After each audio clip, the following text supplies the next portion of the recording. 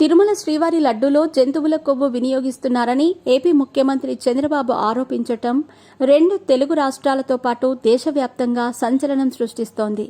అత్యంత పవిత్రంగా భావించే లడ్డూలో జంతువుల కొవ్వు కలపటం భక్తులలో ఆగ్రహాన్ని రేకెత్తిస్తోంది.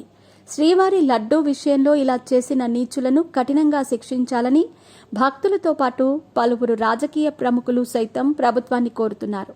ఈ ఘటనపై తాజాగా టాలీవుడ్ నటి ప్రణీత స్పందించింది. శ్రీవారి లడ్డూలో జంతువుల కొవ్వు కలపటంపై ఆగ్రహం వ్యక్తం చేశారు. లడ్డూ తయారీలో యానిమల్ ఫ్యాట్ వినియోగిస్తున్నారనే వార్తలు రావటం చాలా బాధాకరం. శ్రీవారి విషయంలో ఇలా జరగటం చాలా దారుణం. వెంకటేశ్వర స్వామి భక్తులు నిజంగా కలలో కూడా ఊహించలేని పరిణామం ఇది. ఇలాంటి పని చేసిన వారిపై కఠిన చర్యలు తీసుకోవాలి అని ట్విట్టర్లో పోస్ట్ పెట్టారు. ఇలా ఉంటే లడ్డూ తయారీకి ఉపయోగించిన నెయ్యి శాంపిల్స్ను ల్యాబ్కు పంపించగా కల్తీ అయినట్లు తేలింది.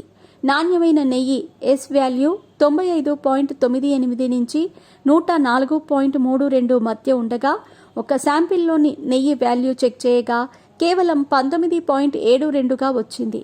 మరో 2 శాంపిల్స్ పరిశీలించగా దాదాపు 20 వరకు ఎస్ వాల్యూ వచ్చింది. తిరుమల శ్రీవారి దర్శనం కోసం నిత్యం వేలాది మంది భక్తులు వస్తూ ఉంటారు.